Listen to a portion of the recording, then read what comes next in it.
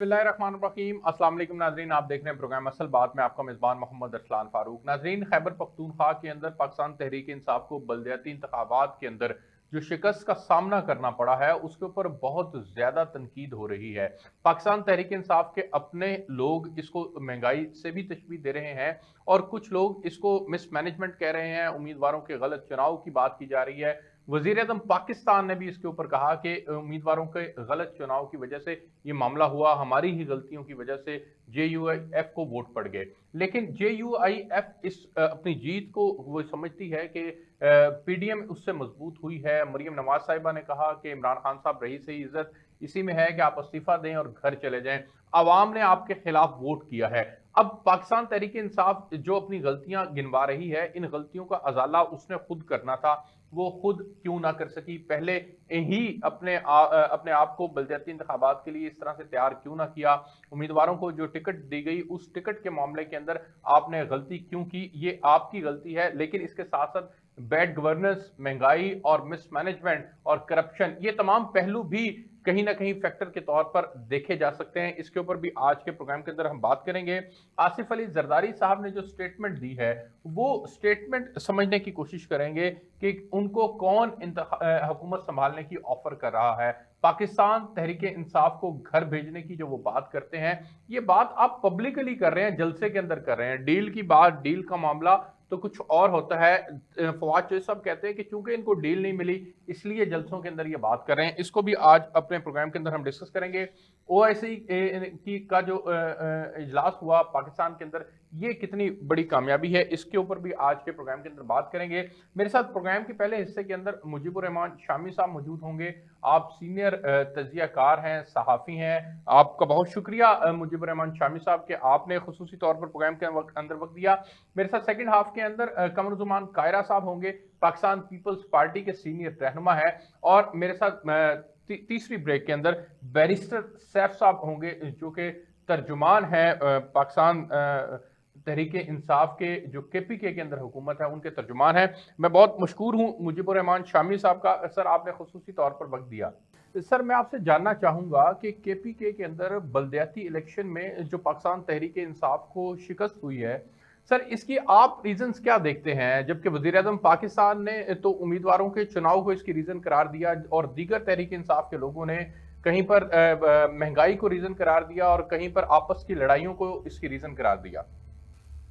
देखिए, जो PTI के रहनुमा हैं वो इसकी जो वजूहात बयान कर रहे हैं, मेरा ख्याल उनमें हकीकत होगी।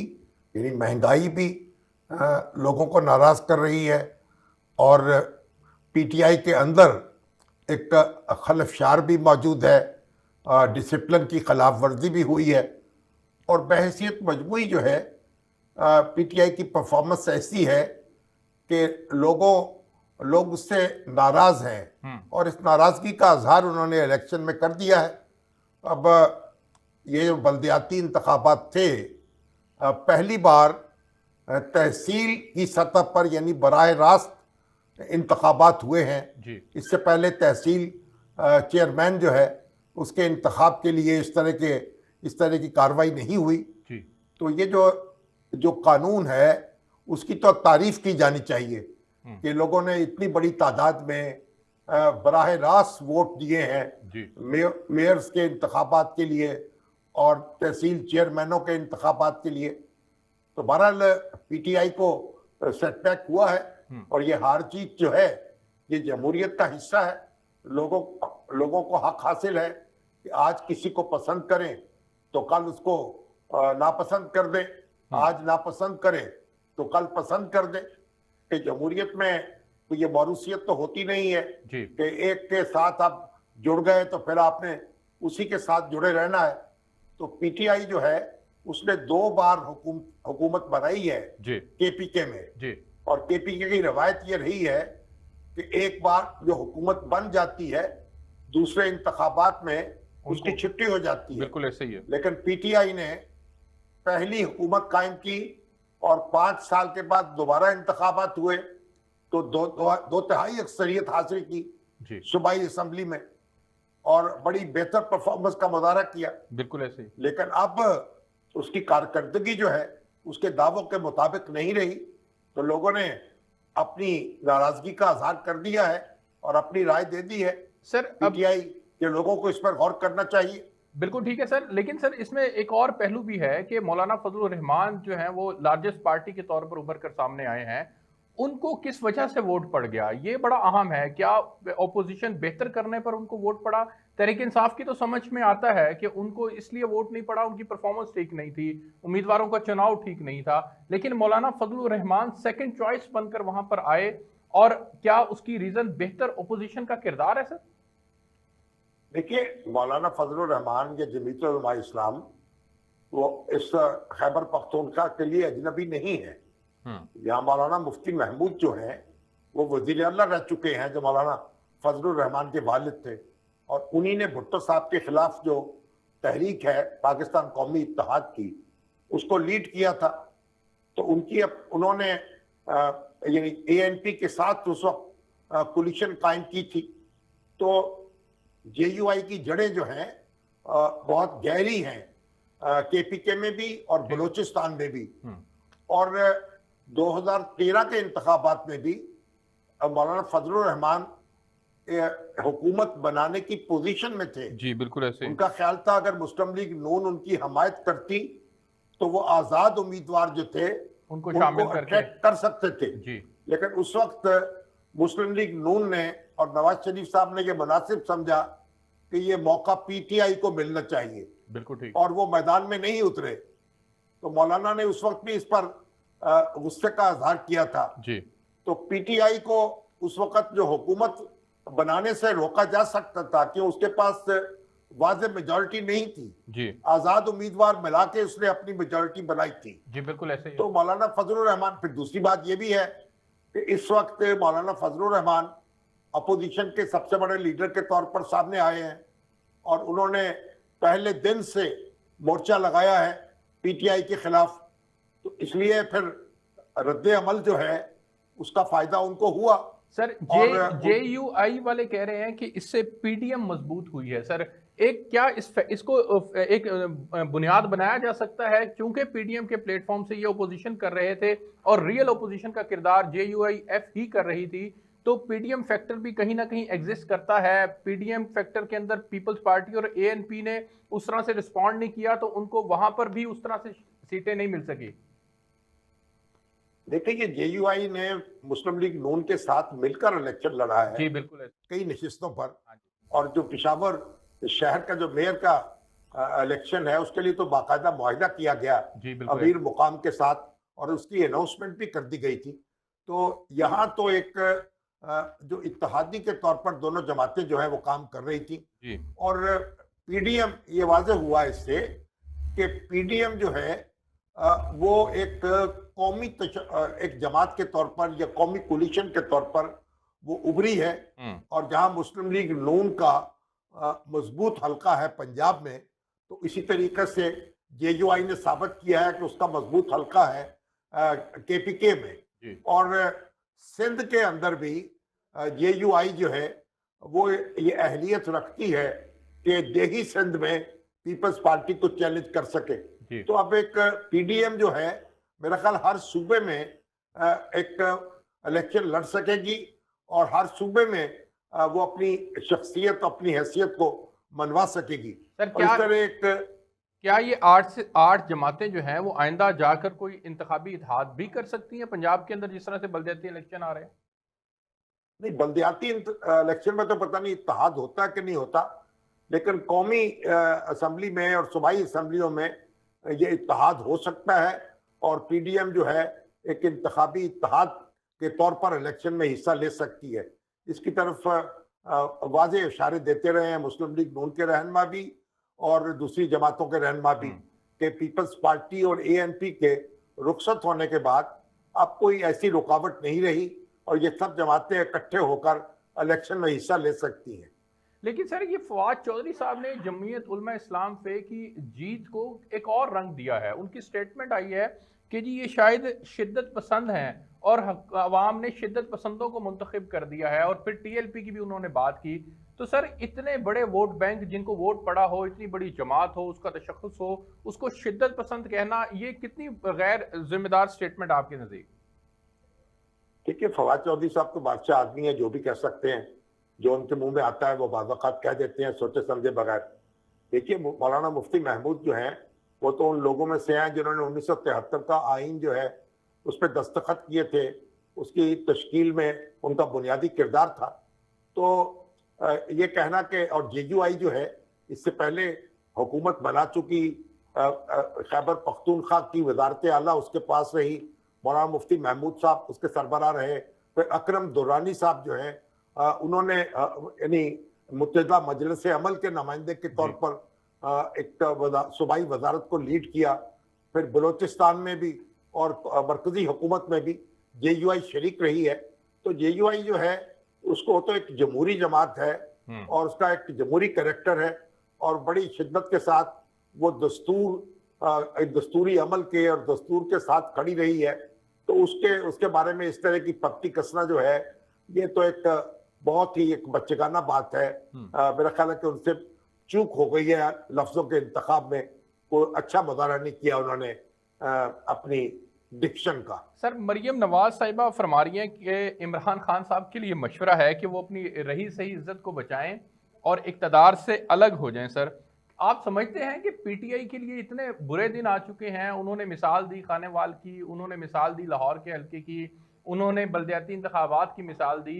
क्या वाकई पीटीआई इतनी बैकफुट पे चली गई है, इतनी बैड गवर्नेंस रही, बैड परफॉर्मेंस रही इनकी कि अब ये वक्त आ गया है कि उनसे इस्तीफे का भी मुतालबा किया जा रहा है? तो वो इसलिए कि उनकी रही सी इज्जत बच जाए। देखिए, ये तो मरियम नवाज जो है आप उनसे सवाल करें ना इस बारे में, मैं तो कुछ नहीं कह सकता। वो एक मैं सर ओवरऑल आपसे गुजारिश कर रहा हूं कि ओवरऑल क्या वाकई इनकी परफॉर्मेंस इतनी अच्छी नहीं है सर कि अवाम मुस्तरद कर रही है उन्हें? वो मुखालिफ रहनुमा हैं, वो जो मुनासिब समझे अल्फाज इस्तेमाल कर सकती हैं। खुद पीटीआई के लोग भी जो हैं वो बहुत कुछ कहते रहते हैं अपने मुखालफों को। तो ये जो जिस तरह भी गम गुस्से का इजहार दोनों कर सकते हैं वो करते हैं, लेकिन मैं नहीं समझता कि पीटीआई जो है उसकी परफॉर्मेंस ऐसी रही है कि वो मैदान से भाग गई हो या मैदान से निकल गई हो। पीटीआई मैदान में मौजूद है और मुकाबला करने की सख्त रखती है। तो पीटीआई का मुकाबला जो है इंतखाबी मैदान में करना चाहिए। और बाकी तो फिर जो सियासी लीडर होते हैं उनके अपने दावे होते हैं, अपने मुतालबे होते हैं, उनमें हम क्या दखल दे सकते हैं। सर इसको एक और थिंक टैंक्स जो है इसके ऊपर इस तरह से भी बात कर रहे हैं कि जी मुसलसल मुस्लिम लीग नून और पीपल्स पार्टी और जेयूआईएफ ये मुतालबा करती रही एस्टेब्लिशमेंट से कि इनके पीछे से अपना हाथ उठा लें और न्यूट्रल हो जाएं ताकि अवाम जो है उस इनके मुतालिक कोई भी फैसला किया जा सके। अब अवाम ने इनके मुतालिक इलेक्शंस के नतीजे के जरिए से ये साबित किया है कि इनको अवाम मुस्तरद करती है। सर आप क्या समझते हैं कि शफकत का हाथ बरकरार है लेकिन अवाम मुस्तरद कर रही है इनको? देखिए, मैं इस तरह की क्या साराइयों में नहीं पढ़ता, ना इस तरह के वाहमें जो हैं उनमें उनको उनका तज्जिया करने की जरूरत होती है। बुनियादी बात यह है कि जो कोई भी इलेक्शन जो है वो आखिरी इलेक्शन नहीं होता, राय अमल तब्दील होती रहती है। आज एक जमात जो है उसकी अक्सरियत है, कल उसकी अकलियत हो सकती है, जो उसके अपनी परफॉर्मेंस पे होता है। पीपल्स पार्टी एक जमाने में कितनी बड़ी ताकत थी, आज वो कहाँ खड़ी है और पंजाब में जिंदा होने के लिए कितने वो अपना हाथ पांव मार रही है। तो सियासी जमातों को अपनी कारकर्दगी के साथ अपनी ताकत में इजाफा करना होता है। अगर कारकर्दगी नहीं दिखा सकती तो फिर लोग उनसे कट जाते हैं। तो इसलिए कुछ एक इलेक्शन के बाद हम ये नहीं कह सकते कि किसी जमात जो है वो उसको बस उसने आखिरी सांस ले लिया है। ये पॉलिटिकल प्रोसेस का हिस्सा है और हमें उसी तरीके से लेना चाहिए। बिल्कुल ठीक और है। ये कोई इसमें जिंदगी और मौत का मसला नहीं होना चाहिए। ये हार और जीत जो है ये खेल है, इसका सियासत का उसका एक हिस्सा है। शामी साहब सर ये फरमाइएगा कि वज़ीर-ए-आज़म पाकिस्तान आज भी ये वजाहतें दे रहे हैं कि हमें कोरोना हमें मिल गया, हमें मईशत ठीक नहीं मिली और तकरीबन 3.5 साल के बाद इस तरह की वजाहतें देना और फिर इलेक्शन के नताइज भी सामने रखना, सर आप समझते हैं कि अवाम इनके इस मौक़िफ़ को बाय कर रही है? अगर फाइट कर रही होती तो बलदियाती इंतखाबात के नताइज होते जी। मगर मौकफ तो हर आदमी जो है वो अपना मौकफ बयान करेगा, अपनी वजाहत करेगा, अपनी दलील देगा, अपनी मंतक उसकी जो भी होगी उसका इजहार करेगा। उस पर कदगन तो नहीं लगा सकते ना। वज़ीर आज़म को भी हक हासिल है कि जो जवाब वो पेश करना चाहते हैं वो करें, और उनके मुखालिफ को भी हक हासिल है। तो अब ये तो सियासत तो इसी तरह चलती है ना। तो वज़ीर आज़म ये तो नहीं कहेंगे कि मेरी शिकस्त हो गई है तो इसलिए बोरिया बिस्तर लपेटता हूँ और घर जा रहा हूँ। वो अपनी वजूहात तलाश करेंगे और उसका इजहार करेंगे। बिल्कुल ठीक है सर। ये आसिफ अली जरदारी साहब ने रात एक स्टेटमेंट दी सर, जिसके अंदर वो हुकूमत संभालने की ऑफर की बात कर रहे हैं सर। ये इसको फवाद चौधरी साहब ने इस तरह से रिस्पॉन्ड किया कि अगर उनको ऑफर हुई होती तो वो पब्लिकली बयान ना की जाती। सर आप जरदारी साहब की स्टेटमेंट को किस तरह से रिस्पॉन्ड करते हैं सर? क्या इस्टेब्लिशमेंट वाकई इतना मुदाखलत करती है पाकिस्तान के इस अदालत, इस इंतखाबी निज़ाम के अंदर, कि वो जिस तरह से जरदारी साहब इशारा कर रहे हैं कि जनाब हमें ऑफर की जा चुकी है, इट मीन्स कि ये जो जितना इंतखाबी निज़ाम है ये तो महज सिर्फ दिखावा हुआ, फिर सिलेक्शन होती है इस मुल्क के अंदर सर? ये सवाल तो जरदारी साहब से पूछना चाहिए आपको, वही उसका बेहतर जवाब दे सकते हैं। हम तो देखते हैं, हमारी आंखों के सामने इलेक्शन होते हैं, लोग उनमें वोट डालते हैं। इस तरह थोड़ी होता है। ये कोई यानी हम ख्यालों की और ख्वाबों की दुनिया में क्यों रहते हैं? तो जरदारी साहब ने जो पहली बुझवाने की और डालने की कोशिश की है उसको तो वही बूझ सकते हैं। हाँ। तो इस तरह नहीं होता। सियासत में तो बड़े पापड़ बेलने पड़ते हैं अवामी मैंडेट हासिल करने के लिए। 19-20 तो हो सकता है, 18-20 भी हो सकता है। ये नहीं हो सकता कि 1 को 20 बना दें और 2 को 20 बना दें या 3 को 20 बना दें। ऐसा मुमकिन नहीं है। सर ये फरमाइएगा कि ये भी क्या सराहियां आ रही हैं कि तहरीक अदम एतमाद के ऊपर नवाज शरीफ साहब को मनाने की कोशिश की जा रही है सर। ये सर आपकी क्या इतलात हैं इस हवाले से? क्या पंजाब के अंदर पीपल्स पार्टी के फार्मूले के मुताबिक तहरीक अदम एतमाद के ऊपर आइंदा आने वाले दिनों में काम किया जा सकता है सर? मेरा नहीं ख्याल है कि मुस्लिम लीग नून इस हमाकत का इर्तिकाब कर सकती है। हाँ। अदम एतमाद की जरूरत क्या है? अब तो बल्दियाती इंतखाबात पंजाब में भी होने वाले हैं। वो इंतखाबात लड़ने चाहिए, उनमें हिस्सा लेना चाहिए और सियासत को आगे बढ़ाना चाहिए। फिर कौमी इंतखाबात जो हैं वो भी करीब आ जाएंगे। इस वक्त जो अगर आपको अदम एतमाद की तहरीक लाने की कोशिश करते हैं तो इसका मतलब ये है कि हुकूमत को आप शहीद बना देते हैं और उस सारी जो परफॉर्मेंस जो जवाबदेह हो रही है वो जवाबदेही खत्म हो जाती है। तो मैं नहीं समझता कोई आदमी बकायमी होशो हवास अब तहरीक अदम एतमाद की बात कर सकता है या हुकूमत को इक़्तिदार से निकालने की बात कर सकता है। सर आखिर के अंदर OIC के इजलास के ऊपर कमेंट कीजिएगा सर। ये पाकिस्तान के लिए कितनी बड़ी कामयाबी है? पाकिस्तान की खारजा महाज के ऊपर हमने क्या वाकई एक बहुत बड़ी अचीवमेंट हासिल कर ली सर? OIC का 41 साल के बाद पाकिस्तान में इजलास कंडक्ट करवा के। देखिए, सऊदी अरब और पाकिस्तान दोनों इकट्ठे होकर उन्होंने ये काविश की है और ये एक अच्छी कोशिश थी और मुसलमान मुल्क सारे इकट्ठे हुए हैं, आलमी ताकतों के नुमाइंदे भी आए हैं और एक रास्ता खोलने की कोशिश की है कि तालिबान की मुश्किलात कम हो सकें, उन पर जो सैंक्शंस लगी हुई हैं अक़वाम मुत्तहिदा की, वो कम हो सकें, कोई बैंकिंग सिस्टम उनका खड़ा हो सके, उनका राब्ता दुनिया से बहाल हो सके। तो तवक्को तो ये की जा रही थी कि मुसलमान मुल्क जो हैं वो अफगानिस्तान की हुकूमत को तस्लीम कर लें। तो तस्लीम तो उन्होंने नहीं किया, लेकिन एक रास्ता खोला है या एक खिड़की खोली है, तो उम्मीद की जानी चाहिए। कुछ ना होने से तो कुछ होना बेहतर है सर। माजी मेरा ख्याल है मुसलमान ममालिक के अंदर मुसलमानों को मुश्किलात का सामना करना पड़ा, OIC गैर मौसर रहा। आप समझते हैं कि अब ये OIC के प्लेटफॉर्म से अगर कोई आवाज उठी है तो आलमी ताकतें उसका नोटिस लेंगी और अफगानिस्तान के लोगों के मसाइल हल होंगे? इस तरह तो अक़वाम मुत्तहिदा भी बेअसर रहा है, वो भी मसाइल हल नहीं कर सका। तो OIC ने क्या मसाइल हल करने थे मुल्कों के? तो बात यह है कि OIC तो एक ताउन कर सकती है, जिस तरह सऊदी अरब ने 1 अरब रियाल देने का ऐलान किया है, पाकिस्तान ने भी इमदाद करने का ऐलान किया है अफगान भाइयों की। दूसरे मुल्क भी आगे बढ़े और अफगानिस्तान के अवाम को मुआशी इमदाद फराहम करें, फिर उनका राब्ता जो है दुनिया से बहाल कराएं। इसकी कोशिश हो रही है। तो ये तो नहीं हो सकता कि एक लम्हे में आप सब कुछ अचीव कर लें, लेकिन एक रास्ता खुल गया है और इस लिहाज से एक खुशगवार बात है, खुशगवार इकदाम है।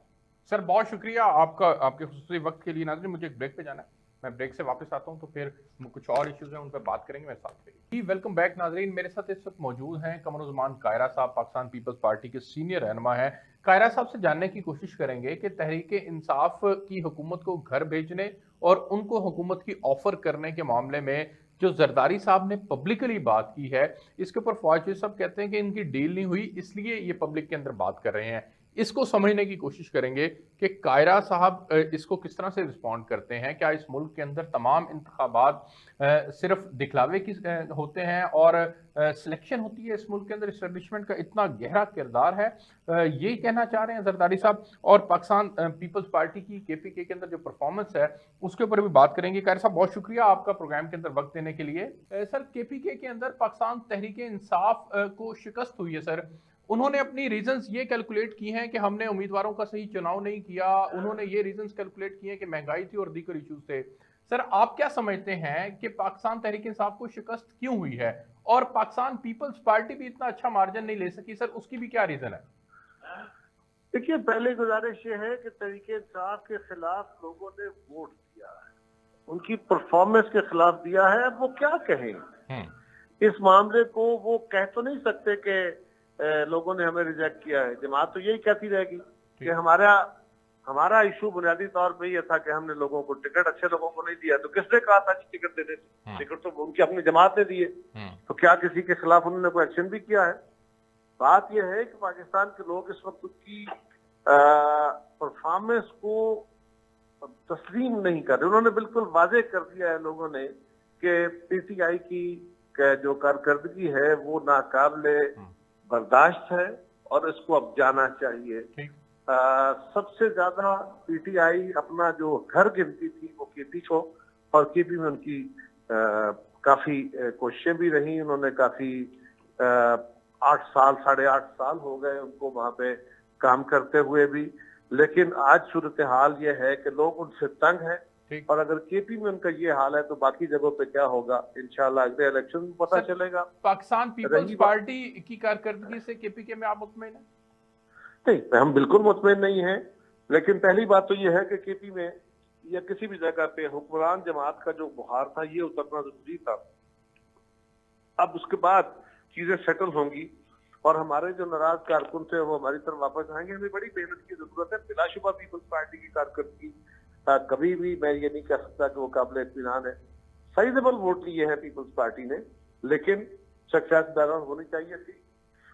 और फिर इस वक्त जो मौजूदा ऑब्जेक्टिव कंडीशन है उनके मुताबिक not good but not very bad, इस तरह कह सकता हूं। JUIF को सर वोट क्यों पड़ा? वो इसको PDM की मजबूती से तशबीह दे रहे हैं सर। अगर आपकी क्या राय है सर इस हवाले से? JUIF को वोट इसलिए पड़ा क्योंकि उन्होंने बेहतरीन ओपोजिशन का किरदार अदा किया था। देखिए, पहली गुजारिश ये बात भी एक जगह अपनी जगह दुरुस्त है। दूसरी बात यह है कि उनके साथ सारी जमातें शामिल थी। उसमें मुस्लिम लीग भी है, उसके साथ शेरपाव साहब भी है, उसके साथ महमूद खान अचकजई भी है, कौम परस्त भी हैं, वहां पे JUP वाले भी हैं। कई जगहों पर इत्तेहाद हुआ उनका, बिल्कुल ऐसा ही है। सारी जमातों का इत्तेहाद जो था, जमात इस्लामी ने भी तकरीबन उनको ही वोट दिया। तो इस तरह उनके इस इत्तेहाद को एक सपोर्ट मिली है। और मुझे तो यूं लगता है मौलाना फजलुर रहमान साहब की अपनी JUI की अपनी फॉलोइंग भी है, कोई शक भी इसमें नहीं है। और अभी अफगानिस्तान के अंदर उठने वाला जो उभार है तालिबान की, वहाँ जो इस वक्त सूरत हाल है, उसकी बदौलत भी बहरहाल ये बात है कि वहाँ उसका भी एक फैक्टर जरूर काउंट करेगा। अच्छा सर, ये बताइएगा कि जरदारी साहब ने रात एक स्टेटमेंट दी सर, उस स्टेटमेंट को समझना चाह रहे हैं सर हम आपसे कि हुकूमत संभालने की उनको ऑफर की जा रही है। वो कहते हैं कि पहले अपना बिछाया हुआ गंद साफ करें। सर ये स्टेटमेंट से क्या मुराद है सर? ये जरा स्टेटमेंट तो समझाएं हमें। मैंने रात को ट्राई की थी, मेरी जरदारी साहब से बात नहीं हो सकी। मैं क्योंकि लाला मूसा में था, मैं उनसे बात करने के बाद ही इस पे कमेंट करने की पोजीशन में होऊंगा। लेकिन क्या सर पाकिस्तान के अंदर इंतखाबात में मुदाखलत इस्टेब्लिशमेंट की माजी में इतनी ज्यादा होती रही है कि तासुर ये जा रहा है जैसे सिलेक्शन होती है इस मुल्क में? वैसे तो पाकिस्तान की ऑब्जेक्टिव कंडीशंस इससे मुख्तलिफ नहीं है जो आप फरमा रहे हैं। यही इस इलेक्शन को कहा जा रहा है, यही इससे पहले इलेक्शनों को कहा गया। एक वक्त ये था कि मियां नवाज शरीफ साहब से और गुलाम इसाक खान से इस्तीफे लिए गए, तब मियां नवाज शरीफ साहब की हुकूमत को निकाल दिया गया, मोहतरमा की हुकूमत को कंडीशनलिटीज के साथ सपोर्ट उनको हुकूमत करने दी गई। तो ये कोई छुपी हुई दास्तान तो नहीं है, मुख्तलिफ दास्तान तो नहीं है। बहरहाल ये एक तारीख है हमारी। सर ये बताइएगा कि पाकिस्तान तहरीक इंसाफ की जो मौजूदा सूरत हाल है, जिसके अंदर मरियम नवाज साहिबा ये फरमा रही हैं कि जनाब इज्जत से इनको इस्तीफा देकर घर चले जाना चाहिए, सर आप क्या समझते हैं कि क्या 3 इंतखाबात की बुनियाद पर यह फैसला किया जाना चाहिए किसी एक बड़ी जमात का, जो हुक्मरान जमात भी हो, कि वो अपनी मकबूलियत तेजी से खो चुकी है, अवाम उसके खिलाफ हो चुकी है और वो घर चली जाए? जितने बाय इलेक्शंस हुए हैं उन बाय इलेक्शंस के रिजल्ट देख लीजिए, लोकल बॉडीज के इलेक्शंस देख लीजिए, पीटीआई मुसलसल बड़ी तेजी से इसका ग्राफ गिरा है और जनरली गिरा है। लोग क्यों ना नाराज हो, लोगों को जितनी उम्मीदें इन्होंने दिलाई थी आज वो सारी उम्मीदों के बरअक्स सूरत हाल है। लिहाजा लोगों का ये हक है तो इस तरह सोचे। और मुखालिफिन को इस तरह के क्लेम तो किए जाते हैं, ये तो सियासी होता है, मतलब बात करते हुए इसी तरह गुफ्तगू करते हैं कि बेहतर यही है, लेकिन इस तरह ना कोई इस्तीफे देता है और ना जाता है। जाना वैसे उनको होगा, ये अलग बात है कि उनको अदम एतमाद के जरिए जाना हो या किसी का। तो सर क्या पाकिस्तान पीपल्स पार्टी अब इस तरफ ला सकेगी मुस्लिम लीग नून को, JUF को या दीगर जमातों को कि इमरान खान साहब के खिलाफ तहरीक अदम एतमाद पेश की जा सके? देखिए, हमारा तो जी पहले दिन से ये मौक़िफ़ था और हम आज भी समझते हैं कि वही एक बेहतर रास्ता है। तहरीक अदम एतमाद का रास्ता ही एक बेहतर रास्ता है और तो कोई जरिया नहीं बनेगा, क्योंकि उनके खिलाफ अदम एतमाद हो, उसके बाद इन असम्बली से एक हुकूमत तश्कील पाए और वो सबसे मशावरत के बाद जो है यहाँ के इंतखाबी कवानीन को दुरुस्त करे और एक फेयर एंड फ्री इलेक्शन का जो है उसकी बुनियाद पड़ सके, यही एक जरिया हो सकता है। सर इस मौके के ऊपर जब पंजाब में बलदियाती इंतखाबात होने जा रहे हैं, सिंध के अंदर बलदियाती इंतखाबात होने जा रहे हैं, आप समझते हैं कि अदम एतमाद के ऑप्शन को इस्तेमाल किया जाना एक बेहतर वक्त है? यकीनन बेहतर वक्त है जी। सबसे अच्छा वक्त तो वो था जब सेनेट के इलेक्शन हुए, जब खान साहब की जमात हारी, और उस वक्त बहुत अच्छा वक्त था। और अब ये वक्त होगा कि इस जो इलेक्शन हुआ है KP में, उसके बाद और पंजाब के और सिंध के इलेक्शन से पहले बिल्कुल होना चाहिए। सर JUIF को KPK के अंदर इस वजह से आप बकौल आपके भी कि उन्होंने इत्तेहाद किया था और वो PDM की एक शक्ल थी जिस वजह से लोगों ने वोट कर दिया। तो सर क्या पंजाब के अंदर और सिंध के अंदर पर्टिकुलरली मैं चाहूंगा कि आप बताएं कि ऐसा कोई इंतखाबी इत्तेहाद हो सकता है, उसमें पीपल्स पार्टी उसका हिस्सा होगी? कुछ कहा नहीं जा सकता जी, मेरा नहीं ख्याल, लेकिन मैं इसके ऊपर कोई कमेंट करने की पोजीशन में नहीं हूँ। अभी ऐसी सूरत हाल, हमारा आपस में ऐसा एतमाद है नहीं कि इस तरह की, इस लेवल की कोई उम्मीद बांधी जा सके। लिहाजा ये कहना कबल अज वक्त होगा। अभी सर ये बताइएगा कि OIC का इजलास पाकिस्तान के अंदर होता है, सर इसको पाकिस्तान तहरीक इंसाफ अपनी बहुत बड़ी सफारती कामयाबी करार दे रही है, आप क्या समझते हैं कि इनका बड़ा अच्छा इनिशिएटिव है इस एतबार से? पाकिस्तान में कोई भी हुकूमत होती, इस मौके पे वो OIC को बुलाते तो OIC सब लोग यहाँ आते। ये किसी एक गवर्नमेंट का नहीं, ये पाकिस्तान के साथ उनका ताल्लुक है और अफगानिस्तान के हवाले से पाकिस्तान और ईरान का ये जॉइंट एफर्ट थी, ये अच्छी कोशिश थी।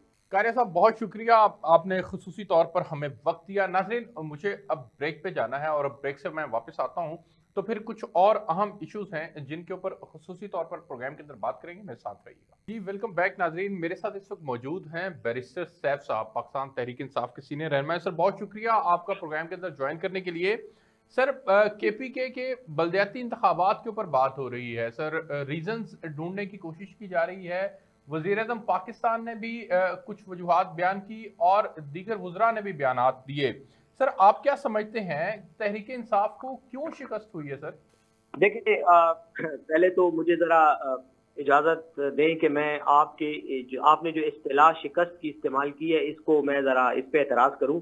मेरे ख्याल में जो कुछ हुआ है इसको आप शिकस्त तो नहीं कह सकते, इसको आप एक वक्ती सेटबैक या एक वक्ती धचका कह सकते हैं। और उसकी वजह उसकी मैं आपको वजह बताता हूँ कि तहरीक इंसाफ ने जो वोट लिए हैं, तहरीक इंसाफ ने जो मुकाबला किया है मुख्तलिफ हलकों में, तो उसके तनासुब को, वोटों के तनासुब को और लोगों की जो जीत हुई है उसको देखते हुए ये कहना कि कुछ शिकस्त फाश हुई है या जिस तरह अपोजिशन पार्टियां बहुत ज्यादा इसको बढ़ा चढ़ा के पेश कर रही है, मेरे ख्याल में वो एक वैसे ही एक ड्रामाबाजी है, उसको मतलब पॉइंट स्कोरिंग ही कर रहे हैं। जबकि हकीकत ये है कि तहरीक इंसाफ का अगर अब तक 46 यूनियन तहसीलों का जो इलेक्शन आ चुका है, अगर उसका आप ओवरऑल वोट कंपेयर करें तो तहरीक इंसाफ का वोट इन सबसे ज्यादा है इस वक्त भी जो वो पोल हुआ है।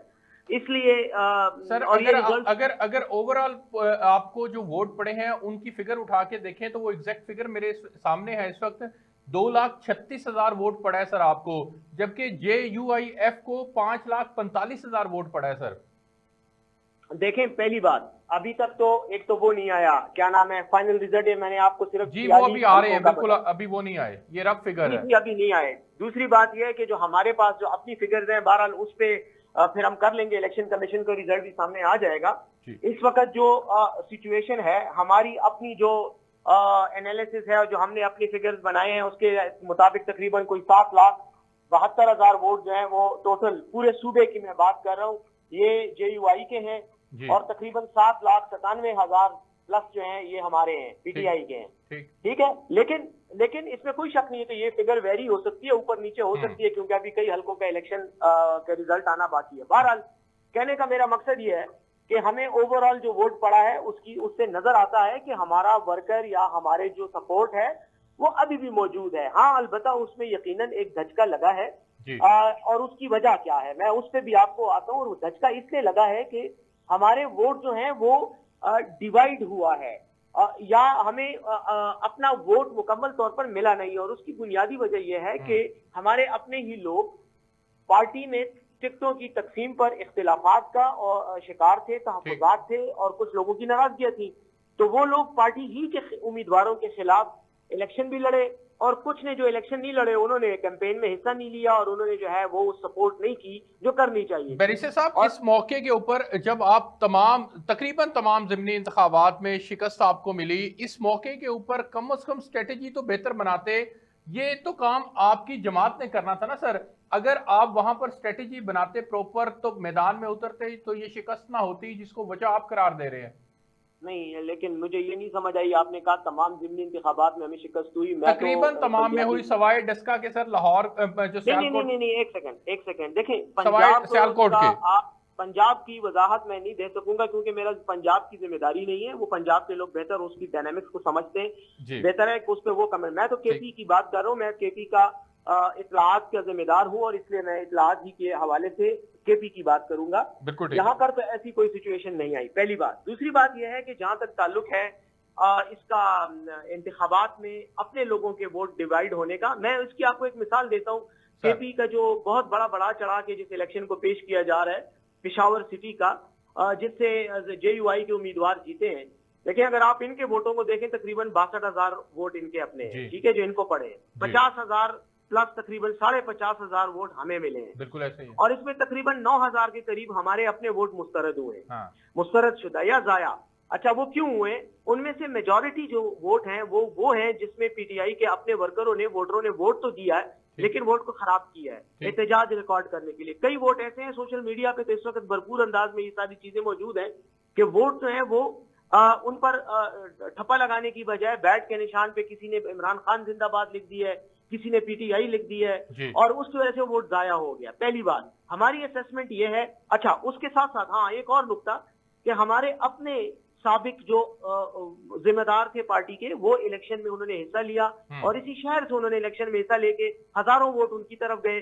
तासुर यही था कि शायद पार्टी इनको भी सपोर्ट कर रही है, जिसकी वजह से हमारे वर्कर भी कुछ गलतफहमी में और कुछ नाराजगी में उन्होंने वोट जाया किए। अब अगर इस तनाजुर, अब एक और मिसाल, मुझे 2 सेकंड देता कि मैं एक और मिसाल से आपको वाज़ेह करूं। कोहाट का जो इलेक्शन है जी, हमारे उम्मीदवार ने 15,000 के करीब वोट लिए, जो जीता इलेक्शन उसने तकरीबन 34,000 के करीब वोट लिए, और हमारा अपना ही बंदा जो हमारा ही मतलब कैंडिडेट इसलिए हमारे खिलाफ खड़ा हुआ कि उसको वोट टिकट नहीं मिला। सर ये सर आपकी तकरीबन 25,000 ठीक हो गया सर। ये तमाम बातें आपकी ठीक हैं, आप उम्मीदवारों के चुनाव के ऊपर आप समझते हैं कि फर्क आया, लेकिन सर क्या महंगाई इस मुल्क में नहीं है? क्या मुल्क के अंदर तमाम अदारे बेहतर तौर पर डिलीवरी देना शुरू हो चुके हैं? आम आदमी की मईशत बेहतर हो चुकी है?